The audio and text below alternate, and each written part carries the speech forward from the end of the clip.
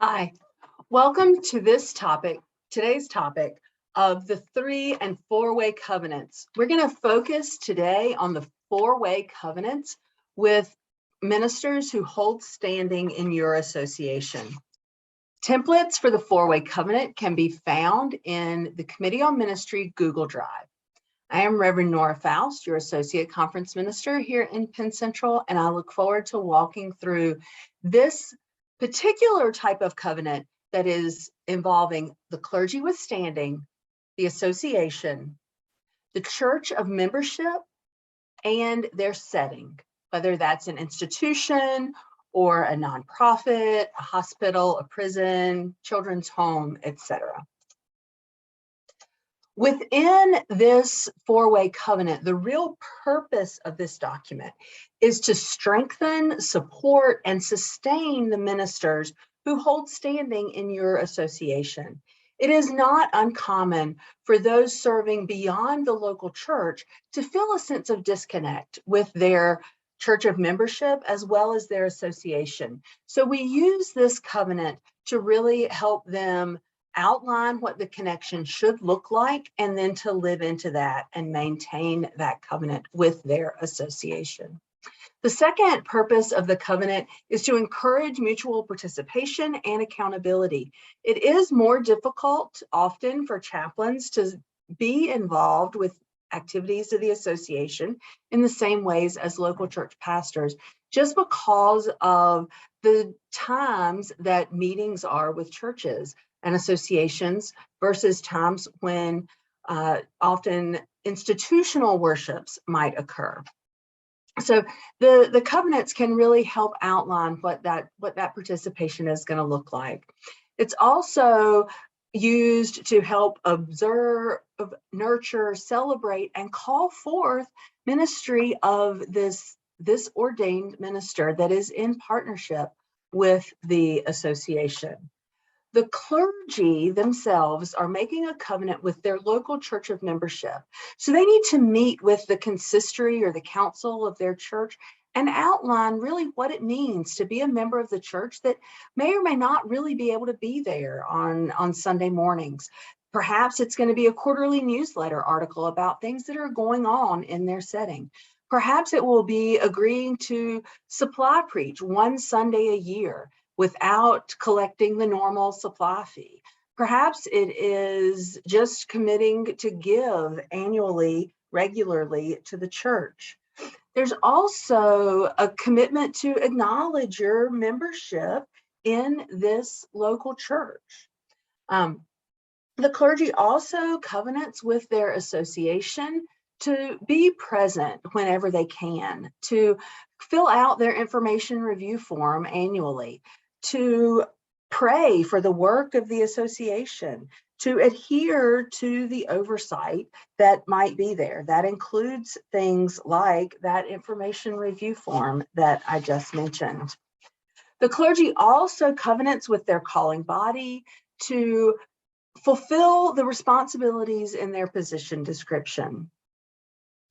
The local church is also a covenantal partner, and they covenant with the clergy person to pray for their ministry, to include materials from this clergy person in a newsletter or a bulletin.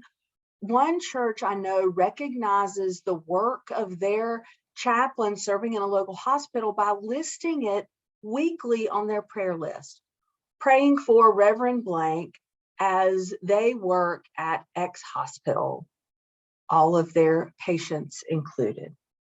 Another way might be at the annual meeting of the congregation to share a little bit about what's going on in this partner's ministry and to provide annual reports to the consistory, to invite the clergy person annually to report to consistory. The local church also covenants with the calling body to pray for their members' ministry in that setting.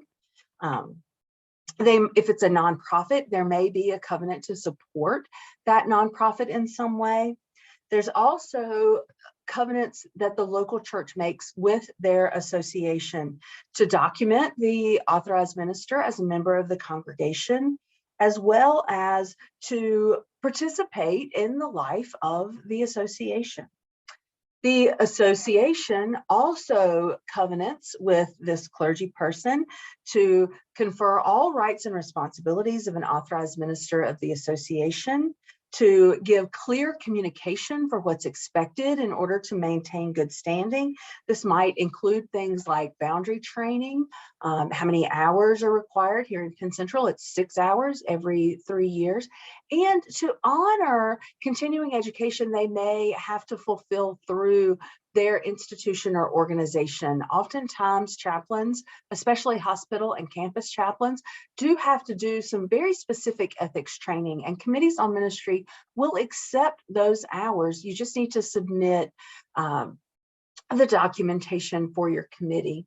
The association also covenants with the local church to provide support and oversight for this member with standing.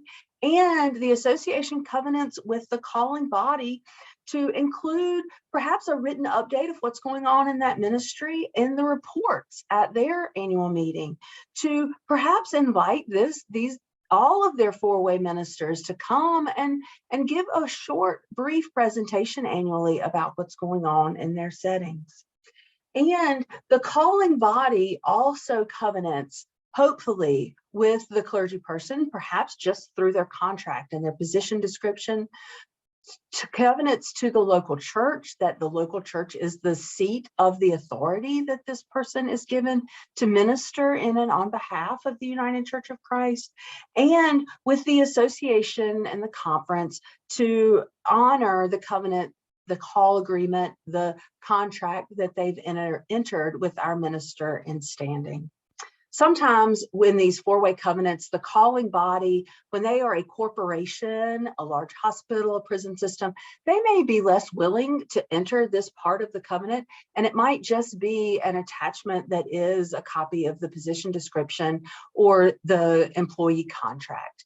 And that may come from the clergy person themselves rather than from the organization. But that doesn't prevent the association, the clergy person, and the local church from covenanting to pray for that institution, that campus, the ministry that our person with standing is entering into on behalf of us and inside of that institution. Thanks for tuning in. If you have any questions about four-way covenants, don't hesitate to reach out. And again, there is a template for this covenant that can be found in our Committee on Ministry drive on the Penn Central website. You can reach out to me, your chair, or your committee secretary for access to that drive. Thanks. Have a great night.